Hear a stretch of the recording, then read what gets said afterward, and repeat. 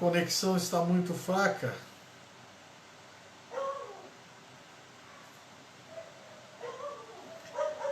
Muito bem. Voltaram aí. Muito bem.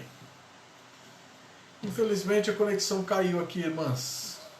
Eu não sei como é que tá para vocês aí, mas aqui voltou. Infelizmente caiu aí.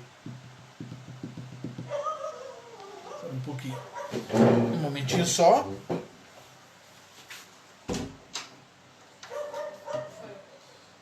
Caiu a conexão. Vamos lá, vamos retomar aqui. Edenis, a Miriam está conosco. Vamos lá. Vamos lá. Bom, então eu ia dizendo sobre o segundo sinal da oposição, que é a apostasia. E que já no Antigo Testamento houve amostras claras de apostasia como um sinal de oposição ao reino de Deus.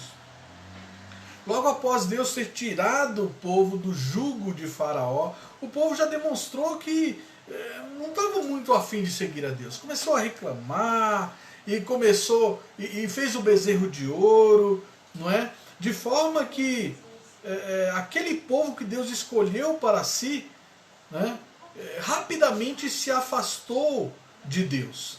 E alguns teólogos então afirmam que essa apostasia foi tão grande a ponto de Deus condenar esse povo e praticamente proibi-los de entrar na Terra Prometida. E nós vamos, sequentemente, o livro de Juízes ocorre a mesma coisa, né? Uma apostasia seguia a outra com regularidade quase que monótona, é angustiante.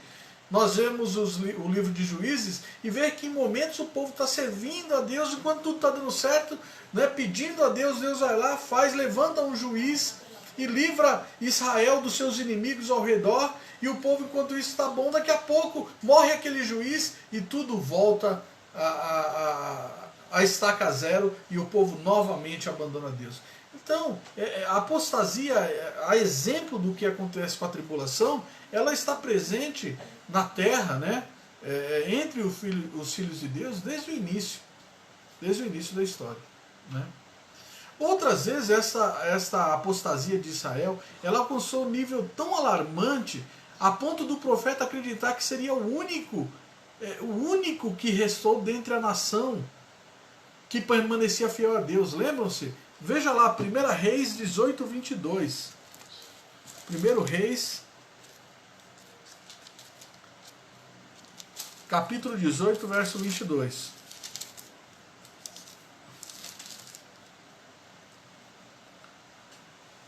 Então disse Elias ao povo: só eu fiquei dos profetas do Senhor, e os profetas de Baal são 450 homens.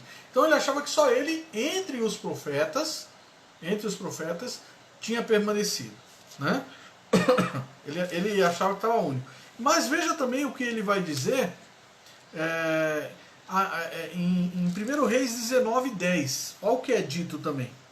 1 Reis 19, 10. O Espírito de Deus falou com ele estava numa caverna pedindo para si a morte, estava angustiado,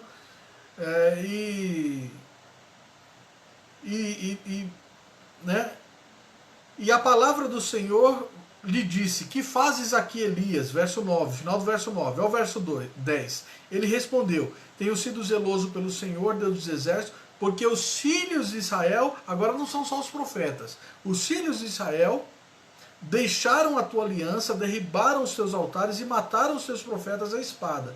E eu fiquei só e procuram tirar minha vida.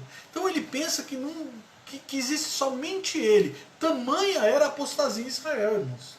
A culpa não é simplesmente do profeta aqui, que está angustiado. É verdade, ele está passando por um momento de depressão, um momento angustiante, mas quem não estaria, né, tendo a sua vida prometida, né? Alguém prometeu tirar a sua vida, matar a sua vida. Só quem já passou por isso, né? Eu já passei em alguns campos que eu trabalhei, de alguém ameaçar a sua vida, pode saber o que é isso. Então o profeta estava com a vida ameaçada e não tinha quem socorrê-lo, porque ele achava que todos haviam se rendido a Baal. Todos tinham dobrado os seus joelhos a Baal. Não tinham restado ninguém. Então, para ver, no final do livro nós vamos ver que Deus conservou alguns milhares ali que não dobrou o seu joelho a Baal. Mas a sua percepção é que não havia mais crente. Tamanha era a apostasia em Israel. Então veja que nível alarmante chega a apostasia, né? Mas lembrando sempre que nós estamos estudando o sinal da apostasia dos últimos tempos. Nós estamos fazendo um comparativo de que sempre houve apostasia no decurso da história do povo de Deus. Mas haverá uma apostasia grande. Assim como sempre houve tribulação, haverá uma grande tribulação. Jamais haverá.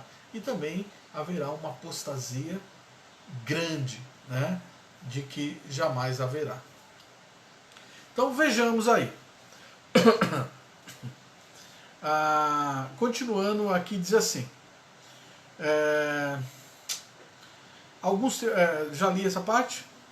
Durante a época dos juízes, então, eu já disse para você, Israel prosseguiu na apostasia. Durante também os profetas, Israel permaneceu na apostasia, alcançando esse nível alarmante aí, né? A ponto de Deus ainda, ele conclamar ao profeta Jeremias, e assim, ó, vê se você acha alguém que é justo, que fala a verdade.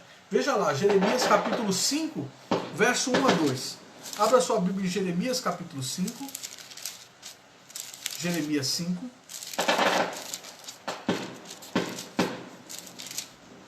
Do 1, o 1 e o 2. Diz assim, olha a proposta de Deus ao profeta. Dai voltas às ruas de Jerusalém, vede agora, procurai saber, buscai pelas suas praças, a ver se achais alguém, se há um homem que pratique a justiça ou busca a verdade, e eu lhe perdoarei a ela. Olha a proposta que Deus faz. Deus iria perdoar toda a cidade se houvesse apenas um homem que praticasse a justiça e buscasse a verdade. Embora digam, tão certo como vive o Senhor, certamente juram falso. Uma das características da apostasia é que muitas vezes ela ocorre dentro da igreja. A pessoa está na igreja, mas ela está fria espiritualmente. Ela está longe de Deus. Os seus lábios confessam a Deus, mas o seu coração está distante. Está distante. Né? Então, percebam que isso é uma coisa que vem acontecendo ao longo da história cristã, ao longo da história da igreja, não é? E vai cada dia mais aumentar quanto mais nos aproximamos da volta de Cristo. E na volta de Cristo, essa apostasia vai estar a níveis alarmantes, como nunca houver acontecido. No Novo Testamento, ainda, no início da segunda metade do primeiro século, encontramos relatos e predições tanto de uma apostasia contínua, como de uma apostasia final, que precederá a parúcia. Então vamos ver alguns textos.